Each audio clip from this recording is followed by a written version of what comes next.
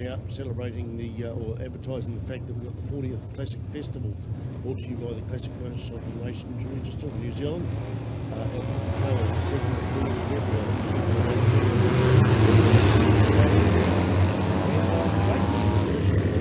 Simple poster with the details you need on it, but 3 different pictures as well. We've got Andrew Stroud on a Manx Norton there, there's number 15 on a big Kawasaki 2-stroke there, and an 82 machine there. I don't recognise either of those on a Vela set there, and just 3 basic things. Hopefully there's a 4th one with a sidecar on there, maybe it might be food for thought, but they are there, so when you come and pick up your licence you can pick on them up. 2 Yoways out there. We had an incident in the last race where Colin Tate went down into turn 1, had a throttle slide jam on there, and he touched the front brakes and just drove him forward there, and he spilled off there. Terry had to go off the track and ended up dumping his bike to avoid the incident, and Jaden come back and won that race. But right now Terry Galway is out to redeem himself there. He's all happy. It's just one of those racing incidents that yeah, it just happens, but he's got the clear road in front of him about 100 metres. The man with the red helmet there, trying to remember, is that Johnny Stevens on the Triumph Bonneville there in 2nd spot. I'm going to go to the CTAS live footage there, beautiful little screen there, and see if I can pick up his number down the back straight. Here we got 315 comes through, and it is to 454 Michael Hamilton. 454 Michael Hamilton, that's right, that's what shows me on the screen. He's in 3rd place. Jaden Galway's gone through into 2nd spot there, and Paul Arnold on the 140 machine behind him.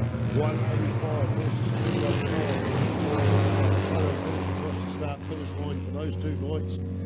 That is Johnny Stevens and Rod Dunshay. Rod on the mighty Vincent Egley, the Swiss-made chassis with the English-made engine. Now, they had a pre-war V-twin Vincent, and during the war the government come along and said we need someone to design an engine for a glider for a target machine for the planes to practice shooting on. So the Vincent people got in there and produced an engine called the Picador, which went into the aircraft, and then after the war they just took that engine and basically put it almost straight into a motorcycle. There would have been a bit of changes there, and produced the post-war Series B Vincents, then C and D, a few modifications along the line, and of course most people now refer to the first Vincents as Series A. In fact, they were never called Series A because they didn't know where they were going to go, but it's all part of history. Saw a couple of V-twin Series A, I'll call them, doing a tour of New Zealand early this year, and I tell you what, they are $1 million motorcycles, and 2 brothers come out from England, left the bikes here for a while. Maybe one of them stayed in the country. I don't know if somebody in the Nelson area may have bought one of these bikes. So that's a bit about the Vincent. Interesting about the Grand Prix Triumphs too is during the war that the Triumph made generator engines for Lancaster bombers, and they made the barrels, instead of the sprayed out exhaust pipes, they put them parallel and straight ahead. And after the war, the Triumph racing department decided to try one of these generator barrels on the bikes, and found out they were a great engine, and produced the GP Triumph, Grand Prix Triumph, and you'll recognise one of those two things in the barrels. The exhaust pipes go straight ahead. It was about clearance on the Lancaster bombers, and there's some screw holes and some bosses on the side of them. Some of them are drilled, some of them are not drilled, and that's where they put some air dams in there to do the cooling. So they're off the Lancaster bombers. A lot of our machinery in some of those companies got improved during the wars. In fact, Hitler had a good plan there.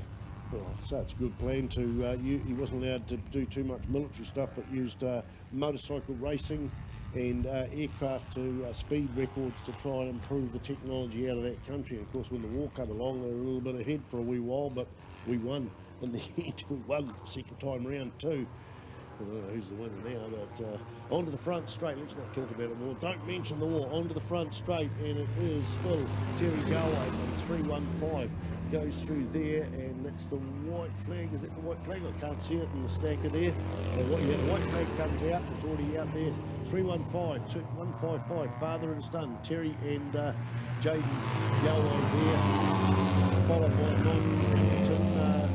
Paul Arnott's got there in front. So Paul Arnott's come through there in 3rd spot. You can see him going to turn on the bright blue Rock North chassis, Norton engine machine. Hamilton, he's the man with the bright red helmet there. in 1, 2, 3, 4th place, and behind 4th place is 185 Johnny Stevens on another Triumph Bonneville.